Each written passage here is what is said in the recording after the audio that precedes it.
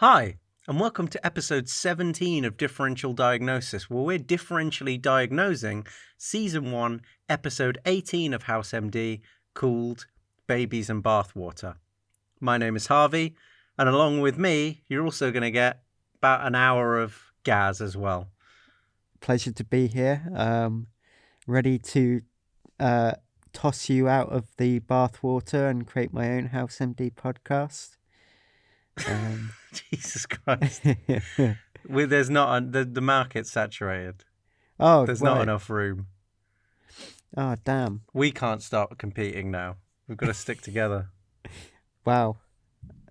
That's not how I was hoping this was going to go. I thought you were just going to let me forge my own path. But you're trapping me in this podcast. I am. For another 7 seasons. Good luck. Yeah. Well, this is a pretty good one. I don't want to get any of the listeners' hopes up by claiming that it's going to be a good episode, but I think this is a really good episode of House. So I hope, therefore, that it will be a good episode of the show. There seems to be a bit of a flux. Sometimes we get really in depth about what's bad about something. We're not very good at explaining when something's really, really good, because it's human nature to complain. And to complain. Yeah, you're right. It can be it's a bit of a weird one, actually. You're right. Sometimes the episodes where we are lukewarm on something are actually the best episodes. Because as you say, sometimes if something's good, you can't actually add any more value to that. It kind of speaks for itself, right? But don't tell that to all the people who are studying literature degrees and they're analysing really good stuff, because we might very well make it redundant if they listen to our advice. Absolutely. Yeah. So totally ignore us, except for the next hour while we talk about Babies and Bathwater. By the way, just in case anyone can hear random banging in the background, note that I'm not undergoing a house invasion and ignoring it to keep up the quality of the show. I believe it's the first day of Diwali here, so I just have a lot of fireworks going off around me, and there's not much I can do. Gaz, however, is in a less Diwali celebrating area, I guess, because he doesn't seem to have any fireworks. Yeah, not really. I think where I live, they have a lot more stringent rules on when you can set fireworks off in an area. Fair enough. Well, I won't say where I live, but yeah, it's no man's land here, apparently. Dulce decorum est. Yeah. So I guess, guys, let's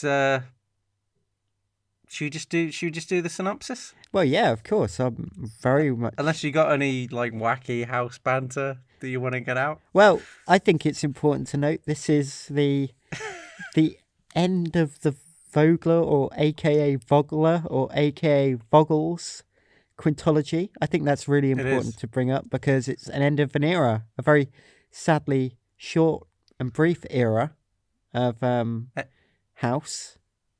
I think end of the Vog World quintology. Vog World. I got an Oddworld quintology reference in there at some point. Oh. We did it. We rounded it off. Greg's Odyssey, then, I guess that would be the name of the whole.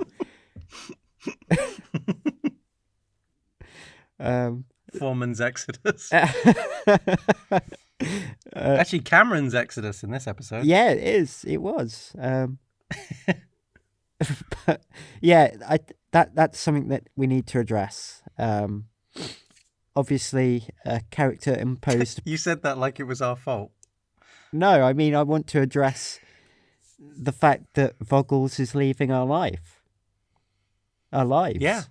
No, do you know what? It's very important, and I think I didn't want to reference it because it actually makes me too sad to.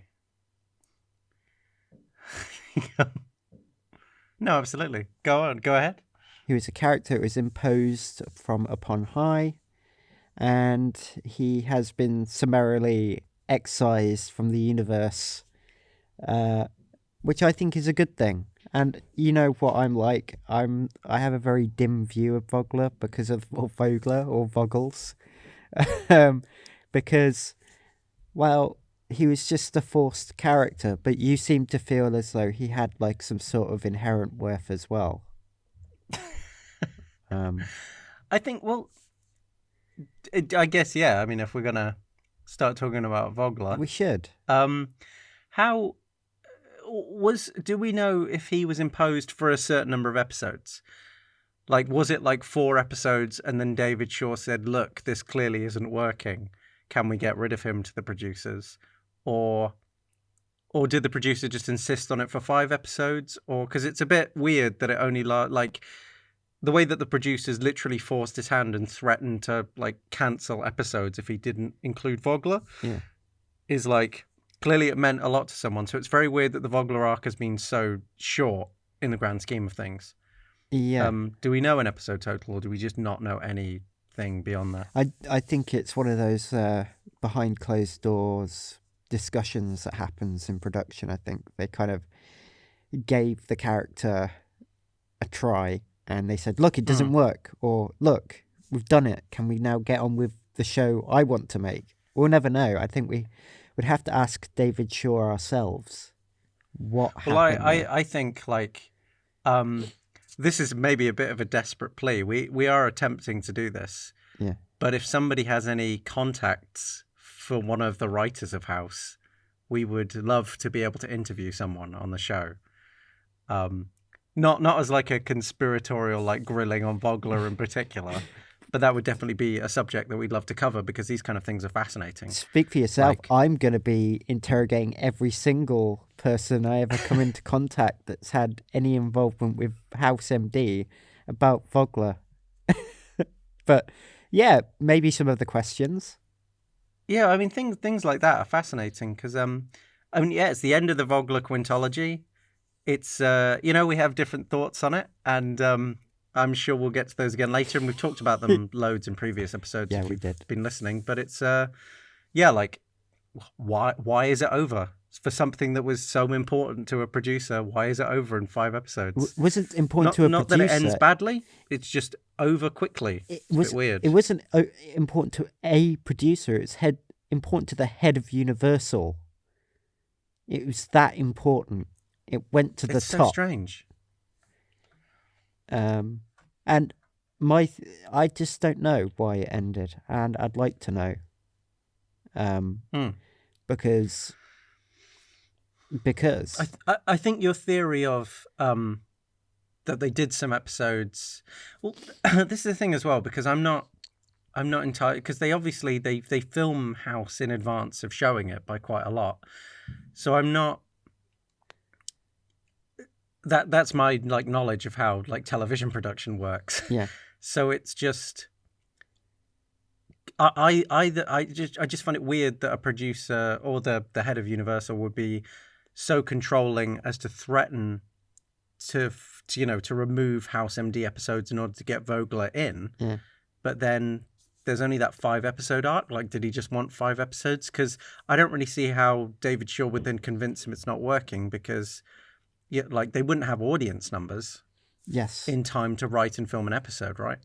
Yeah, I don't have like any audience ratings or reactions, so it's very strange to me. I don't really know when the kind of negativity of Vogler was kind of brought in to actually change the show, unless the turnover is much quicker than I think it is. Yeah, and these are the speculative questions. It's like, firstly, well, we don't know enough about how the show was produced and what rate it was produced. And secondly, we will only know that if we get the head honcho in, or someone close to that process in, to talk to as if we're going to bring him into a police station and interrogate him. Do you know anything about Vogler? I'll be bad cop, by the way. I'm happy to fulfill that role of going, hey. Fair enough. I'd be like, I understand why you had to do Vogler. It's not your fault. But my friend here, well, he isn't such a fan. Not a fan at all. Now give me the goods. Why did you cancel Vogler? Yeah, it's a fascinating. fascinating. That was pure speculation, Yeah. but it's interesting how these things happen, and we'll never really know because, as far as I'm aware, interviews like that haven't taken place. I've listened to a lot of interviews with David Shaw, and I guess also maybe some of the writers wouldn't answer those interviews so honestly because that would be like bad-mouthing quite a high-up person in the industry, Yeah. which seems like a very bad idea career-wise. Well, it's like the omerta, isn't it? It's a vow of silence on these things. But I'd rather just know, because it just ends so abruptly. It's so weird that we have this kind of 5-episode arc of a boss who seems to be like a fairly permanent fixture. Well, it's not like that weird.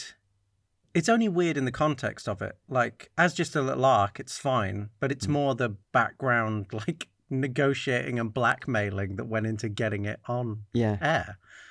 In context, it's bizarre how quickly it ends. Yeah, that's what I mean. It's so strange.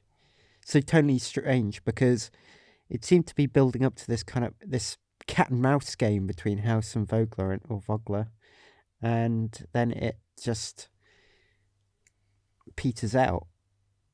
Yeah, I came to watch this episode before we recorded this, and while watching it, I was like, oh god, we've been talking about how it's been 5 episodes of Vogler the whole time. Like, I'm wrong. It must have been 6. And then literally Vogler's gone in this episode. I was like, whoa, that was a lot quicker than I remembered it being.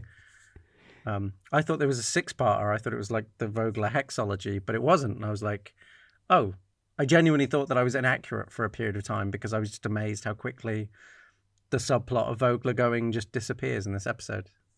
Oh, yeah, and it can't be a quintology. It would be a pentology, wouldn't it? Saying it wrong all this time. Oh, well. The more you learn. But anyway, that digression aside, and the one thing I do want to point out before we start the episode is that I think the cancer diagnosis at the beginning of this episode for Vogler is like David Shaw's fantasy of how he wanted to snuff out this character, but he gave us something a little bit more juicy and more in line with the arc. It's subverted our expectations. It's definitely a shared fantasy. Although I have some thoughts on that fantasy as well, but let's do the synopsis and get into it. All right then. All right. So this synopsis is obviously powered by house.fandom.com. It's the house wiki of choice for us. Well, for me, I guess. Harvey doesn't give a damn as long as I give the synopsis. Babies and Bathwater is a first season episode of House MD, which first aired on April 19th, 2005. House quickly diagnoses a pregnant woman, but she resists treatment because of the risk to her unborn baby. When House tries to bend the rules to get her into a clinical trial, he finds Vogler standing in his way. The dispute between them leads to a showdown before the board of directors, and Wilson gets caught in the crossfire. However, when House once again pulls off the impossible, Cuddy has to decide whether to risk her own career. And then this is the last episode in the series to feature Edward Vogler. I wish Vogler had come back in some flashback sequences. That was never going to happen. That would be amazing. Like in the last episode, like the finale where House is like being visited by all like the characters of the past, and Vogler could turn up. He goes, "Hey, Dr. House in the house." Or it's not it's the Dr. House is in the house, or something like that. So cheap. Well, I think the in that plot synopsis you just said where it was like House quickly diagnoses. Not as quick. Very true. This is not a medical mystery, this episode. This is very drama, like character plot fueled. Yeah. This is sorry, I say plot. Obviously the medical mystery is the plot, but I mean it's like the plot is not about the medical mystery in this one. It's really does kind of resolve itself very quickly. But there are themes. Look out for the themes. This is one of those episodes that, like, obviously, like later House, like it's not such a big deal now because House kind of does this all the time. But at the time when House was just put forward as quite a regular medical procedural, this was like one of the episodes that really helps it stand out. It's where it's not really about the medicine, it's not about the doctors, it's about their lives and the themes and the patients. Lots of things coming together. I think this is a good episode for that. Yeah, I got to agree with that. I think there's one big, massive theme in this, and this is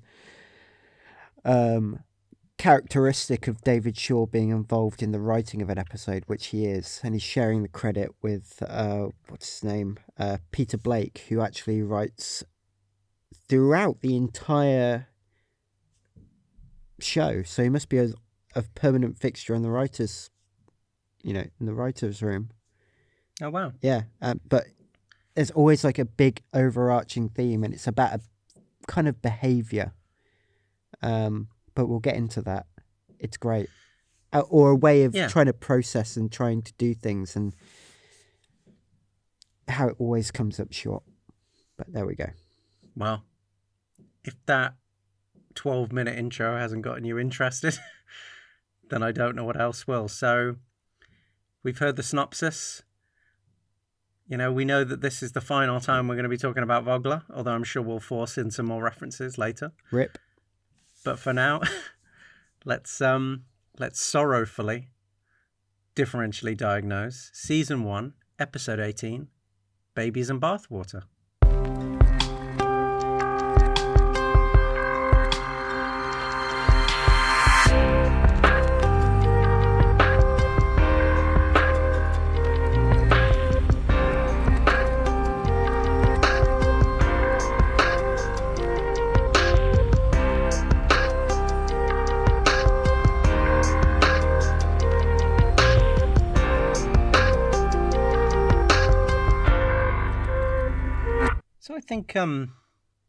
I think this starts with some pretty good patient banter. Yes, this is good dialogue. I think the you remember in maternity the way the parents were talking.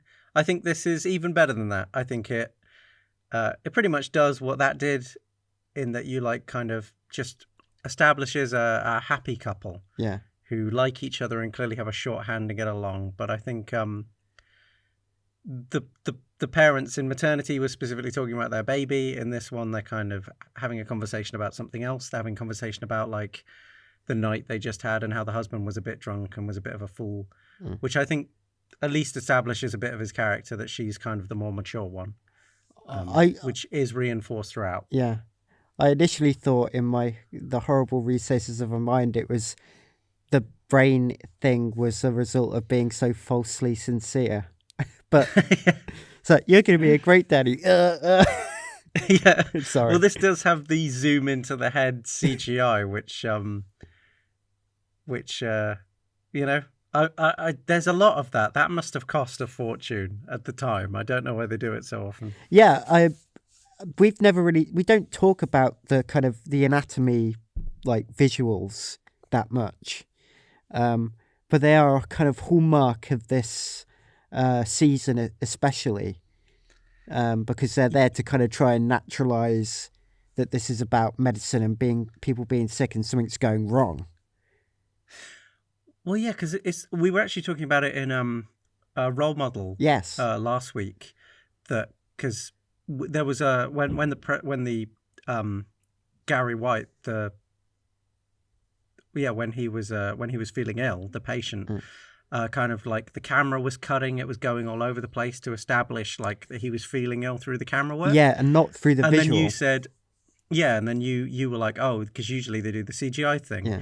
And because I just think a wobbly camera does just an equally good job of showing me that person is ill than a zoom into a neuron and showing it just flashing around like an old light bulb.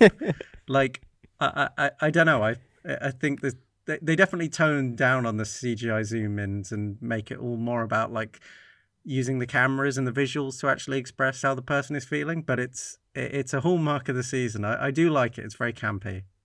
I like it being there. It's definitely from another time when I guess CGI was more impressive for that. I'm not sure, but it's it's there for a reason. Clearly someone chose it. Yeah, I think they were stylistically trying to exploit the advances in visuals, visual effects in the early 2000s. You know, like, we've got to bring it in. It'll make it new and exciting and modern, I guess. Well, we start off with a couple in the hospital. Foreman is already seemingly on the case, and then he kind of passes it on to House by making him interested. But Cameron is not in this at all. No. The two briefly talk about Cameron and how she just like is feeling sick and isn't in work today, and then House breaks it to him that she quit. Yeah. So that is really gotten out of the way quickly, and no one really brings it up again. I guess it's just sort of, I guess there's more important things to focus on, but yeah, it's interesting based on the reactions that Foreman is angry and Chase really doesn't care. I guess Chase is in such a high that he's kind of can't be fired now, knowing that Vogler's got his back, that, he becomes quite cocky, which is quite a sort of horrible character trait of Chase, but it's nice that it's coming out. And it kind of backs up what Foreman said when House asked him who he would fire. Because Foreman immediately said Chase and says, like, he doesn't appreciate the job. And kind of comes up in this. Like, as soon as Chase is safe, he's pretty nonchalant. He's blowing off the case. Even when House is interested, like, Chase is like, don't worry about it. I already know the answer. Yeah. He's totally disinterested. Yeah. Really brings out quite an ugly side of Chase. Well, they've both, the entire team is fragmented. Chase and Foreman are dysfunctional because there's no real leadership. There's people, Cameron's gone, who I think can be kind of a bridge between the two of them. She's got the kind of diagnostic chops of Foreman, but also a bit of the compassion or emotional intelligence that Chase requires too. Yeah.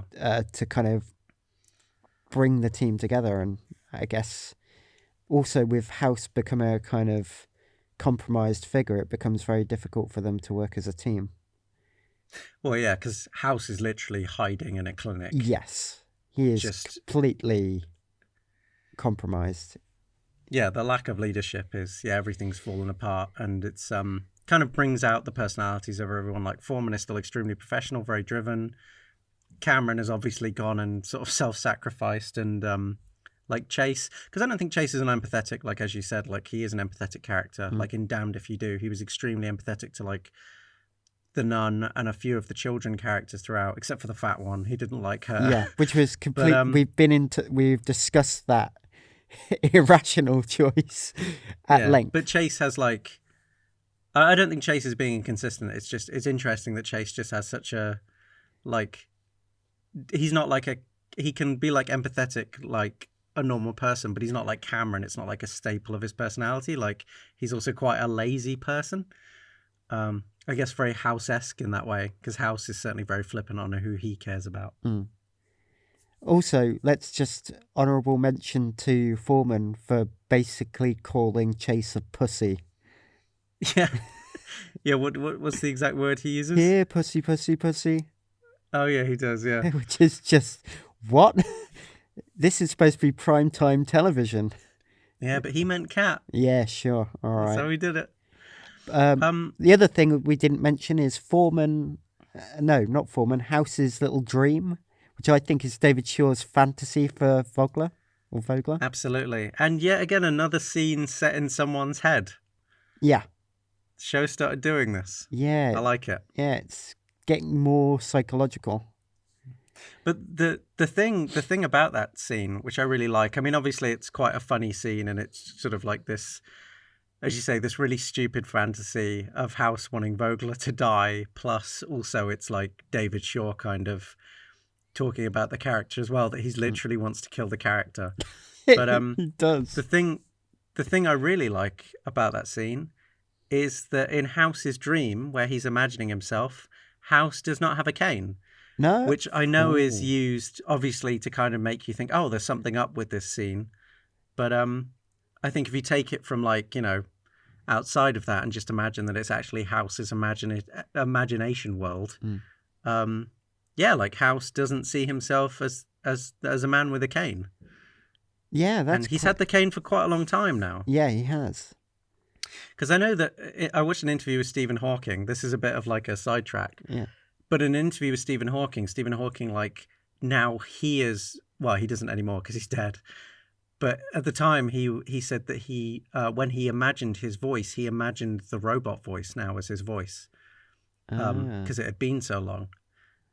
And I for some reason thought of that at the time because I thought like how interesting that Stephen Hawking, like somebody who's extremely disabled, like saw that disability and like even all of the, you know, extras like the robotic voice and the wheelchair to keep him alive. He kind of incorporated that into like his imagination of himself.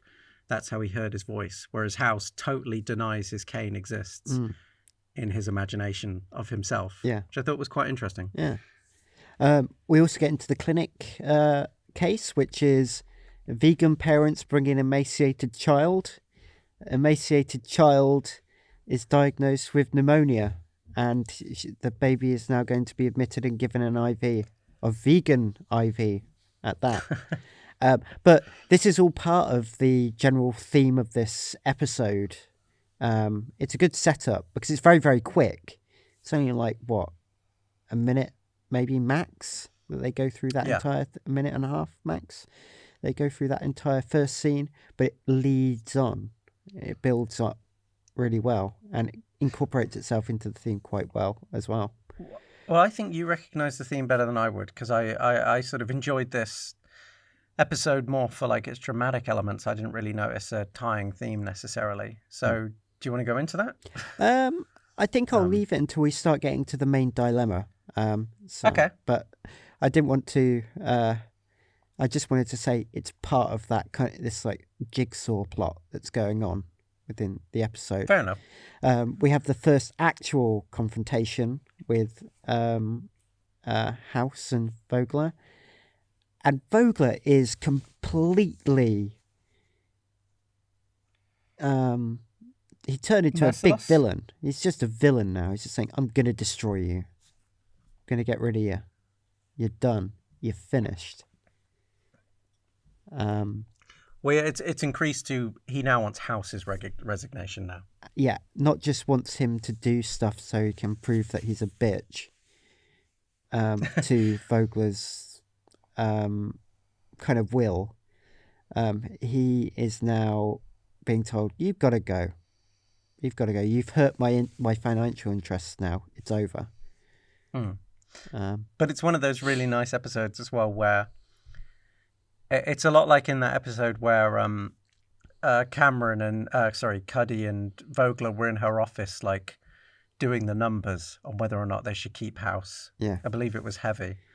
But in this time it's the same thing. It's like, you know, Vogler is going to host a board meeting and Vogler is literally going to say, I want to get rid of House, and he needs to complete all yeses on the board. And so the first round, Wilson defends him, and then Vogler goes from that to, now we're going to fire Wilson, who votes yes, and everyone votes yes, and Wilson obviously gets fired, and then he just repeats that process. It's like totally brutal. It shows like, I think this is this is like finally showing like Vogler's like tenacity. Like this is, because in all the others, as we said, like he's given like House a lot of olive branches, and even when, you know, he's like, I need you to do this, like I need you to fire someone, he's kind of then just let him off at the last minute to give him like another task instead. So I think like this all in, like he is just going to literally fire and ruin people's lives to destroy House. Is like, I think that, like, you know, I mean it's Vogler's last episode, but this is when we actually see Vogler kind of at his best by him being at his worst. You view it, yeah.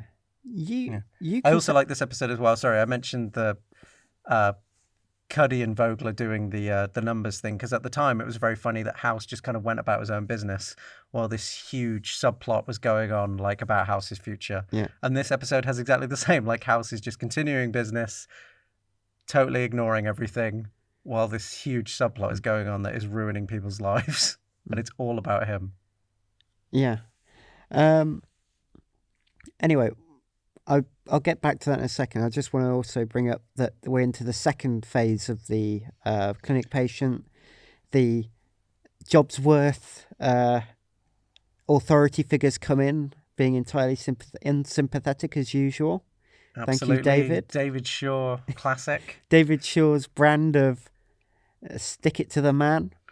Yeah, I'm surprised you didn't just spit in the crib when she walked in. That's what they usually do, these authority figures. And then just making them take away the baby. Also, in the beginning of this episode, in the intro, we also have another unsympathetic authority figure who allows a woman to get really, really sick and not caring until she collapses on the floor when the husband's going, look, it's sick.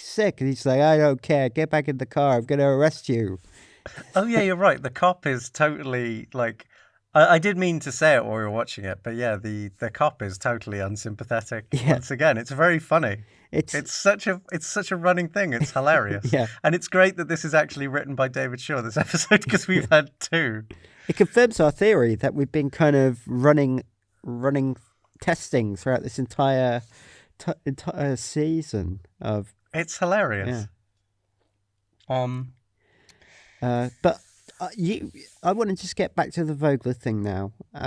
You conceptualize it as olive branches. I see it as an attempt to toy and manipulate and shift the goalposts at every opportunity. Well, olive branch was a bad word. I meant like, he's being controlling. He's being unreasonable at points. I mean, House is still quite insane. I kind of see Vogler's point a lot of the time. Yeah. But, at the very least, it was like, it started off with, the initial want was wear a white coat. Yeah. And I know that would have eventually got worse. Like, this episode kind of demonstrates that, it doesn't matter what you do for Vogler. He will always blackmail you with something else to get what he wants. Yeah. And that's a lot of what the episode is about. A lot of what it reveals about, like, the way that Vogler, like, kind of resolves problems.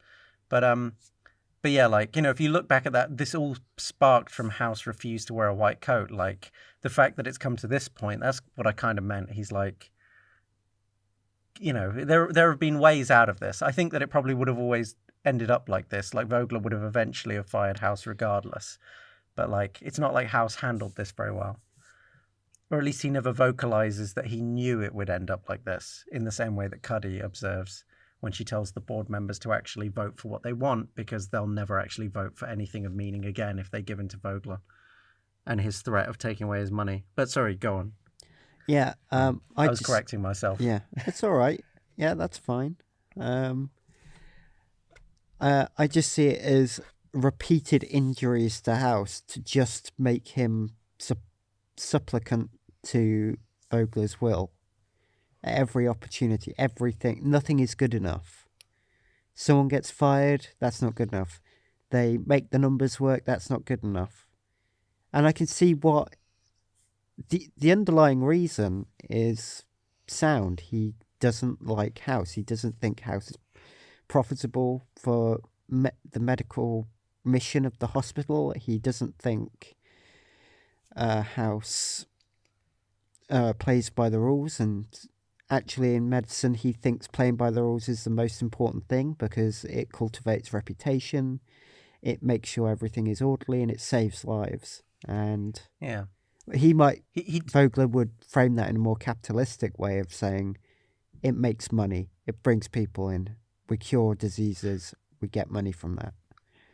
Well, Vogler does also have like a weird moment where we kind of get insight into his reasons for why he disliked doctors in a way. Like he says, House sums up the worst of the healthcare industry, like sort of waste and kind of like privilege. And saying like they kind of like, shun it over everyone, that like, they save lives and they're better than everyone else. It's a bit of a weird moment. We never learn enough about Vogler, and in a way, because we don't learn anything about him, like that kind of comment kind of feels like too little too late. But it's a very interesting moment where like, you kind of it seems like Vogler has a lot more of a bias, maybe not against House, but against doctors in general. And it sort of comes out at the end. Yes. It's very strange. Yeah, and that makes him then, it completes his arc into becoming the arch villain. He's against doctors, or doctors that aren't what he wants doctors to be. And the whole point is that medicine doesn't work the way Vogler thinks. Also, something that kind of exemplifies the duality between Vogler and House is that you have Greg House, not Gregory House, but you have Edward Vogler, not Ed Vogler. And Vogler is very insistent on not having his name contracted. And it kind of speaks to the formality in which Edward Vogler exudes himself, whereas Greg is a little bit more blasé and less formalistic about anything. He's anarchic. That's the kind of symbolism that I find interesting. And the thing is, in essence, Vogler thinks healthcare is a business. He thinks hospitals are a business, and he wants to run a hospital as a business. House sees it as a place to solve mysteries, to save lives. And those things clash when it comes to the most extreme forms, which is exemplified by both Vogler and House. Yeah, I think there's a moment as well. Like, I don't want to... House can be very, like... Yeah, as we said, like, House isn't massively utilitarian. Like, House isn't like, you know... He does sometimes have those moments where he's like, if we save 5/3, something like that, like, then it's good. But there's a moment where that definitely comes into conflict, those two thought processes. It's a bit later on, because they pretty much instantly diagnose the patient.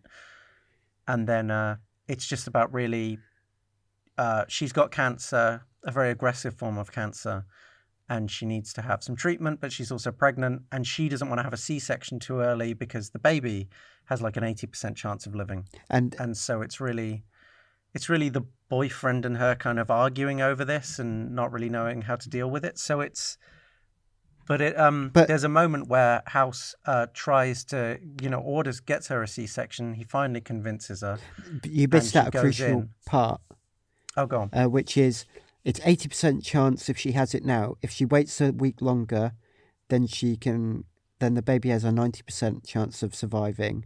But if she waits a week longer, the prognosis for her small cell cancer becomes worse, drastically worse, because it's the most aggressive form of cancer.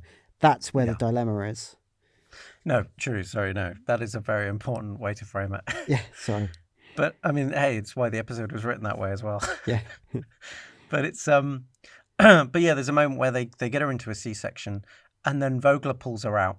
And Vogler uses an excuse, which I'm not sure I totally buy, because I think by this point Vogler is just trying to, ruin House in any way. But it's, but basically Vogler doesn't want her going into a C-section because he finds out the House is trying to get her into this, program to treat small cell lung cancer. And the doctor, asks House, the doctor who's running it asks House, like, oh, has she had any surgery within the last 30 days? And House is like, no, of course not. Anyway, the idea is that she's then having a C-section, and he's basically lying to get her in. And when Vogler pulls her out of the C-section, like, he literally pulls her out of the out of the surgery room, of the OR, like, he completely cuts it short. Obviously, House is furious and they go have an argument, but then it becomes this thing of Vogler is angry that House is trying to get her onto the survey of the study, because if she's had surgery and she therefore doesn't make it, then that will reflect badly on the surgery. Yeah. And even though this woman, there's been this whole dilemma that this woman needs to have a C-section in order to live, they finally convince her, they get her into the operating room, and then Vogler, who is not a doctor, pulls her out and basically refuses to let her have this C-section. So he's basically killing the baby and the mom at the same time. Yeah. Just because it will look bad on a study. I think is really the best time that these two come into conflict. Like, this isn't just Vogler like forcing a patient on House or kind of getting a bit panicky about the way he's running things. Like, this is Vogler literally, after all of this like intensive arguing and debate and like, you know, tests, just destroying all of that and basically putting a woman and a baby's life at risk without really thinking of it, just because it will ruin his study. Well, because that's the business that he wants to run, and it kind of really sums up the difference between them. The House would rather destroy the study and save the woman than the other way around. Yeah. But at the same time, like, Vogler hates House as well, so hey, who knows how true that actually is of Vogler's motivations. Well, no, but this strikes to the heart of the theme of this episode, what you've said. Basically, as I see it, the heart of this episode is doing rash things, which actually, in the end, defeats the purpose, any sort of good outcome that could come of it. So in this case, it's Vogler is willing to sacrifice 2 lives for a bad data point, but that kind of flies in the face of the whole principle of medicine, which is to save lives, not just to study lives per se. So yeah. All the good from that scenario is completely undercut and undermined and kind of thrown away. Much like babies being thrown out with the bathwater. Fantastic. But that's only one thread of this theme. It's about the same thing happening over and over again, where Vogler is in order to get rid of House, who he feels is a bad thing, he's willing to undermine the very essence of a hospital that makes it good, which is its ability to conduct medicine uncritically. Well, without any sort of... No, to conduct medicine critically without fear or favour. And that's symbolised by Wilson and Cuddy. And you see it at the end of the episode when Cuddy says, look, you have a choice. You can fire me if you want, but it will be the last free choice you ever make. Everything that you ever do in this hospital will be dictated by Vogler, and do you think that's in the best interest of the hospital? Obviously, that leads to the board supporting her instead of Vogler, and so they don't throw out the baby with the bathwater in the end, because they realised that what he was doing, even if he was trying to work with the good intention in his way of thinking of getting rid of House because he saw him as a malign influence on medicine, that it would undercut everything that's good about medical endeavour at the hospital. That is happening as well. Yeah, because it's not waste, it's just a non-profit motive. Yeah. Which, like, Vogler can't see past. Yeah. Like, it's not a business, it's a service. He sees all service as a business. That's the problem. His worldview makes him blind to the values that underpin medical practice. That's the problem. He doesn't see it as medical practice per se. He sees it as inefficient, ineffective management of people towards a goal of healing the sick in exchange for money or study resources, which will then be converted into money because they'll make a drug or a regimen that will save lives that he will be able to profit off of. And that's kind of one crux of it. And so it takes us to the next level of this analysis, which is that you have a husband and a wife who are struggling with literally throwing out the baby in order to save her. And she doesn't see it the same way as the husband does, as you've described. And it's a matter of an agonising moral choice by which they could have had it all. They could have kept the baby and she could have survived, but she didn't see it that way. She just couldn't see it that way, and she, because of the fact that she'd had a kid before and it was very, very ill, and then it passed away, and then her entire major relationship that she had destroyed, and now she was making a new life for herself. Yeah. And it's affecting her ability to move forward and try and save herself and the baby. And House confronts her about it and says, you're being selfish, you're only thinking of yourself, shit happens, you have to deal with it. Yeah. And you have to survive, and the baby has to survive. It's the choice is not mutually exclusive. Then you have the baby and bathwater thing where the social services are put in it, and they basically take the baby away, and they have this whole rash overreaction where they take her away and say, you abused this child,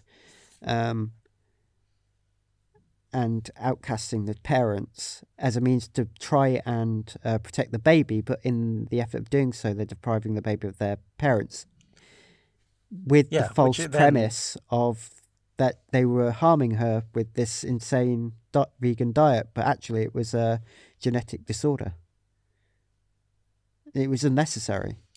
Yeah, which then House resolving that genetic disorder then goes on to convincing Cuddy to stand up to Vogler, because she kind of understands why House is valuable and what medicine is about, which is helping people. Yeah. She kind of feeds back in. It all feeds back in. They're very good at that now. Yeah. This is the David Shaw kind of signature, in my opinion. He kind of brings all these things together, and then kind of like a jigsaw puzzle. David Shaw and David Foster stand out. Yeah. As the best writers on the series at weaving together plot lines. Mm. And then you have the big confrontation between Vogler and House, and House gets very angry. Yeah, which never really happens. We've talked often about how House doesn't get angry; he gets frustrated. But this is House is furious at this. Yeah, and it's a great moment. It really is. All of the politeness and all of the joking. This is House really pissed off. Yeah. About this situation. Because he's saying the importance of the one life, which is actually saving two, but we'll glide over that, versus what Vogler sees as the needs of the many. He's emphasising, we've got to save the many. I make a load of money out of this, but the incentive is pure, even though I'm making money, because I think sometimes there is this kind of he's just a profit maker. I am sympathetic to the fact that he sees it as enabling life-saving drugs to become on the market, which he sees as the only mechanism to effectively distribute the drugs, right? That's how Vogler sees it. And that's really interesting. And I'm kind of more sympathetic to House, because he's saying, look, it's one blip in the data. It's worth it. We have to do this. And what you're doing is unnecessary. Again, Baby and Bathwater. It's unnecessary. You're doing something that's a rash overreaction to try and preserve the purity of your trial, which you'll make money off, and that will save thousands of lives. But you're doing it in such a rash and insane way that it undercuts everything else. It's all there, baby. It's all there. I think that's a great summation of all of the plot lines and what they're trying to achieve. And aside from that as well, there's just some great there's some great dialogue, there's some great drama, there's this sort of ongoing ethical dilemma that the husband has to face, which does he want the baby to live? Does he want to live with a chance of the baby dying and the wife surviving, or possibly losing both of them? And there's a really nice thing that is kind of continued throughout, and it's really good characterization of him being the one who's kind of the drunk one in the car, whose wife is driving him around, and him kind of being a bit more of the immature one, is that he kind of also, whenever they're having a discussion about it, he'll turn to the doctor and say, you talk to her, please explain to her why this is important. He kind of gives up on it. Yeah. He doesn't really have the maturity to do it. And then there's this horrific moment where, he's kind of been so forceful on this decision, but he's also kind of been shoving it off to the doctors, being like, please explain to her, please sort this out for me. I can't really do it. And then it's like, you know, the next scene, his wife is dying and he is forced to make that choice. It's actually in the first scene when she first goes in, he doesn't make the choice. Yeah. He just says, oh yeah, just save her. And then later, you know, it gets worse and worse and worse to the point where she's definitely going to die. And even when there's no choice to be made at the end, the only choice is we need to cut her baby out of her.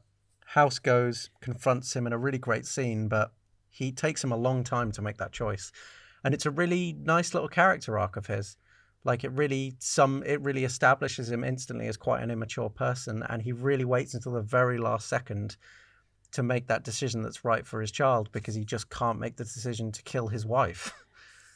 I think, which is fair enough. I mean, it's a horrific situation to be in. Walk us through this confrontation that happens between House and the husband, because it's an amazing scene, I think. Well, the first confrontation that I'd love to talk about, just to take us to a more lighthearted one, is the initial confrontation when she goes into the OR. Okay. It's like they go into the OR. The guy's standing there asking Foreman what's happened, and then Foreman turns around to him and says, "Oh, your wife has had this happen to her." And the guy's like, "Oh, okay, is she going to be all right?" And then Foreman's like, "Well, that's the thing." And then he says, "Actually, you know, she's really bad, and I'll probably lose the baby as well." And the guy says, "Oh, can't you save both?" And Foreman goes, "Well, that's the thing." And it's like Foreman doesn't give him all of the information in one go. He like just sort of says, "There's this, but it's worse than you think, and it's worse than you think." I don't know. I found that monologue very funny.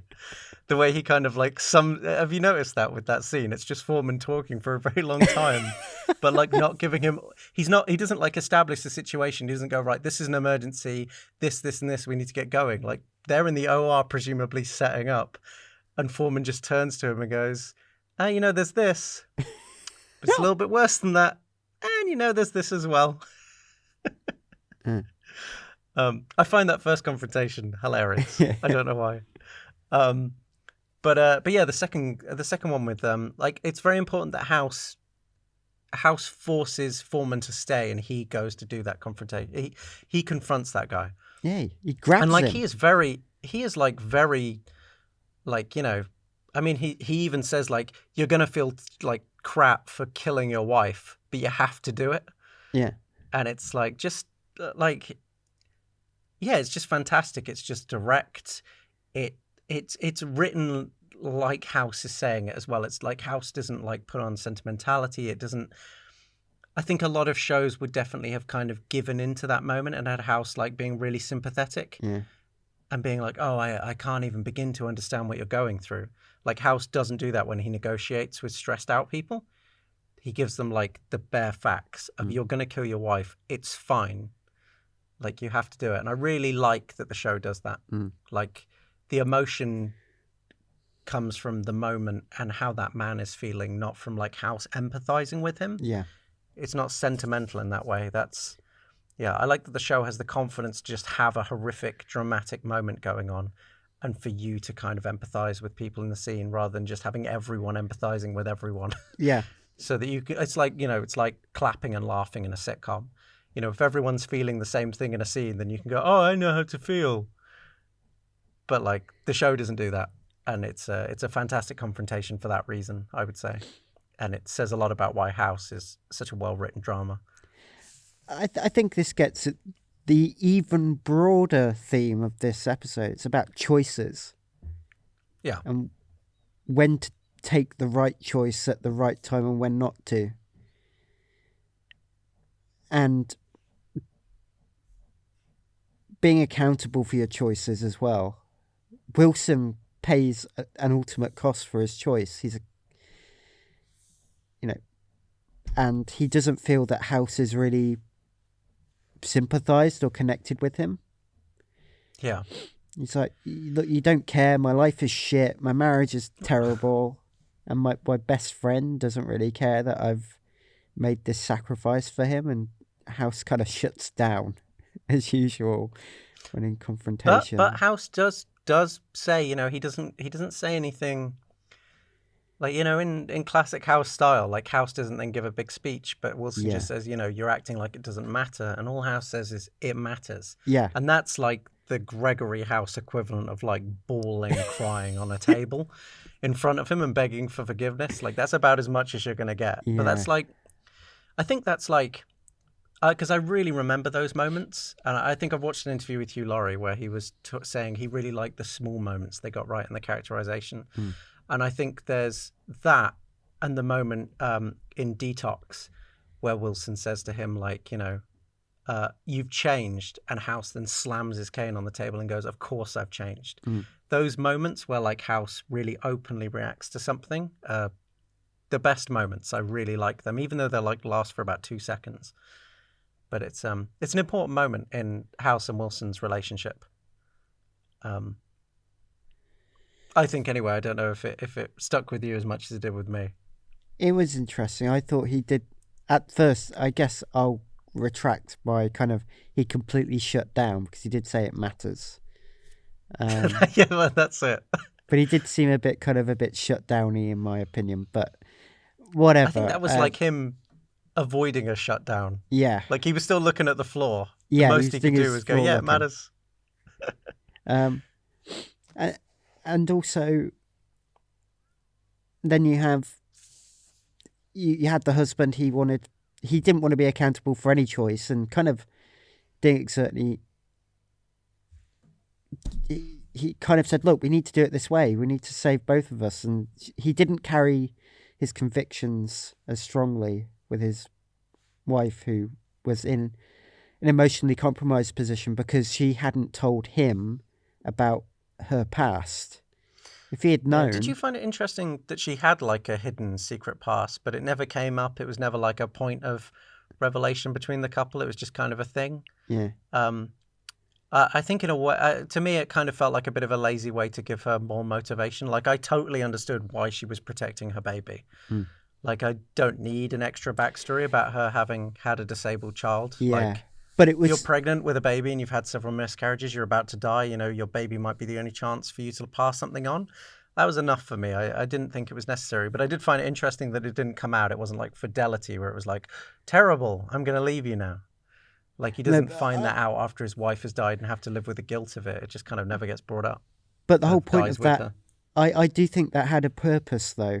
Although, yeah, it could have been done a lot better. But it could have been, it was there to give to make the husband more confused and he didn't have that context. We were just like the husband. We had none of the context to her decision.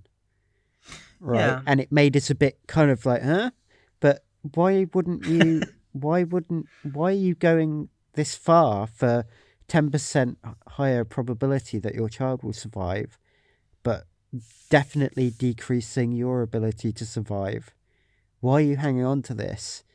And he was nonplussed, which is why he couldn't make a decision or help make a decision or even contribute to that decision, was because he didn't really know what he was dealing with. So that's why it was there. And you go, okay, penny drops. I understand why she's so protective, because she just doesn't want either of them to go through that hell that she's already been through. I mean, yeah, if it's about the 10%, okay. Yeah. It's a bit more. I mean, I kind of emoted with the 10% enough anyway. I don't know. Maybe I just like had such a strong opinion on having a baby already for some reason. Yeah, but that's kind of part. I empathise with her instantly. Maybe it takes a bit more. I don't know. I don't know why. Like I found that totally fine. Yeah, but I do understand. Yeah, if you say it like that, why the backstory is necessary.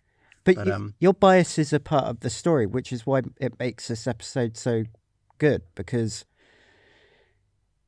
yeah, you are like gonna think a certain way about it if you don't have the full story. You only go off what information you have, and then you make a judgment, right?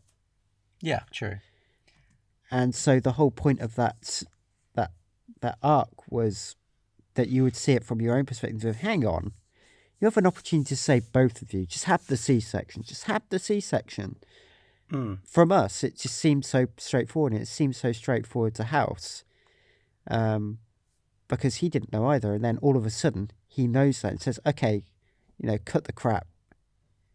He does. He just says, like, cute No, story. he does. No, that's why I'm laughing. It's like, cute story, right? Yeah. But come on, let's be real now. Well, it's almost a bit of a... I don't know if this is on purpose, but it's almost a bit of a piss take of those kind of emotional revelations in shows, where it's like you're confused about someone's motivations. They go, actually, I have this really deep backstory. And in a way, he then goes, that's great. Who cares? I wonder if it's a bit of a parody of itself in that way. Yeah, I think so too. Because I thought the extra backstory was a bit much. Maybe even the show's saying that. It's like, yeah, we wrote this backstory. No one cares.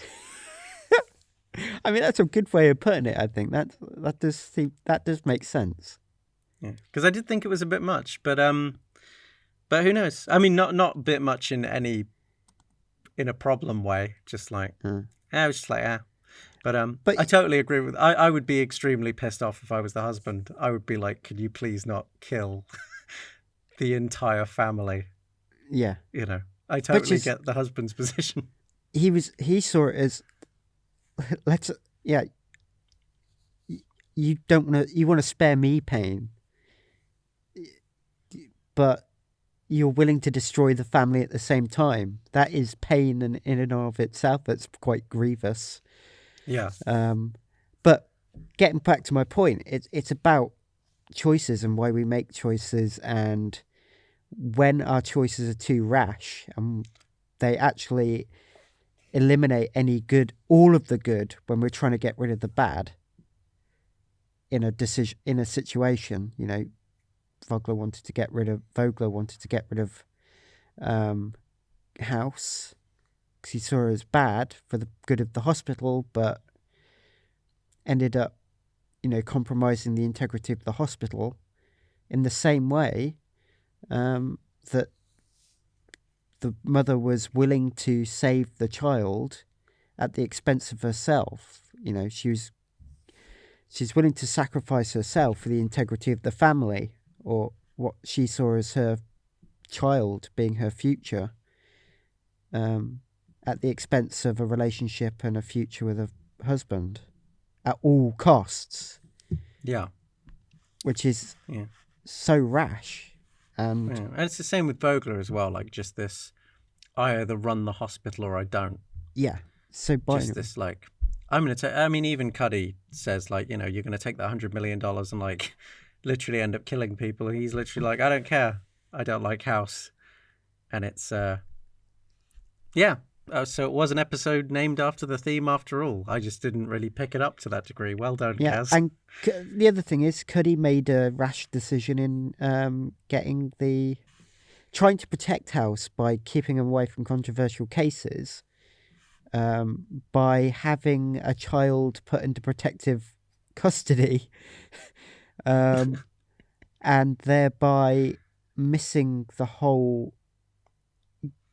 preventing House from actually doing the medicine he needs to do to solve the problem, so that because he got the additional case history, which was, we've been doing everything right. We got all the kind of scientists, we got all the scientific kind of go ahead because our uncle is a college educated nutritionist who knows about this stuff. So we weren't neglecting our child. And he goes, hang on then. Now I know that, I can solve the case. But he was prevented from solving the case because the child had been taken away from him, and his children were the child's parents were put in prison or in jail. But we did get an iconic David Shaw authority figure going, get out of here. This is my goddamn baby now. I ought to take you out into the street and execute you for hurting this baby. No, please don't do that. I'm going to take this baby to the goddamn salt mines, put him to work. 'Cause that's what I do, because I work for the government. Also, oh my God. And I think we need to get to what I think is a really nice scene, House at work again, in the final scene. He's got nice little thing. He's got the X-ray, he's got the CT scan of the baby's brain, which has the depleted thymus gland. Oh, did he? I didn't Yeah, notice that. because he's been waving it about. He showed it to Cuddy to prove his point and got additional tests done. But then he was seen holding it while he was writing up his notes. And then looking at it and putting it on the board or wherever he was putting it at the end of this episode. Nice spot. So he was still working on the case late at night because that's his life.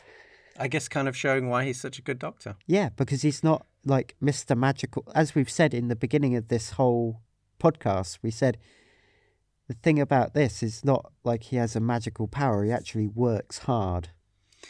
Yeah. Well, yet again, one of the great things about the show is it shows people working and being involved. I also really like the music during this end montage. We don't talk about the music of House very much. I think House has a pretty damn good soundtrack for a show as well. It's very eclectic. Yeah. I think it's Buffalo, Happiness by Grant Lee Buffalo. Oh, nice. Fantastic I'll have little to listen song. to that. I would check out the House MD Season 1 OST. Very nice one. Yeah. House also has House has original music as well, but I've never really been able to find it anywhere. Oh. It's very weird. But yeah, very good soundtrack. Very minor point. But I think people agree on that. But I don't know, guys, if you've got anything else to say. I think we summed that one up pretty good. That was a nice chat about a good episode and the end of a Vogler era. Yes, the Vogler pentalogy or pentology or whatever it is. It's over. The Vogler Chronicles. Yeah, he will not be returning. Just in case, if nobody'd seen the show, Vogler will not turn up like in season 7 and take over the hospital again. I'd love to have seen that again if they'd done that. Said, hey, he's back. And he's going to take over the hospital again. I brought my $100 million plus the inflation on that. Was that after the financial crisis as well? That would have been impressive. Yeah, no. $10 million. I want the hospital back. Well, yeah. So in summation, Gaz, what do you have to say about that episode? Just very strong episode. It has the quintessential David Shaw jigsaw plot, where it's like a jigsaw /fractal plot, where the big theme is replicated over multiple mini kind of segments of the episode, which then forms the driving plot. So it's great. I loved it. Yeah. I mean, I noticed how all the plots were connected, the storylines, although I didn't think of it within the context of that theme. But once again, every time we talk about an episode together and we bring in our ideas, it makes me appreciate it even more. And this is one of those ones that I really enjoyed beforehand, just because I think it's got great drama, and the way the storylines were connected was great. But throw on that thematic connection, and yeah, this is a tip-top solid offering. This is really the series season 1 at its best, showing why this is such a good show. Yeah. For now. So and I'd say it's fast paced. Those clinic scenes, sometimes they can be a little bit flabby, where the drama is kind of drawn out too much, takes a couple minutes to get there.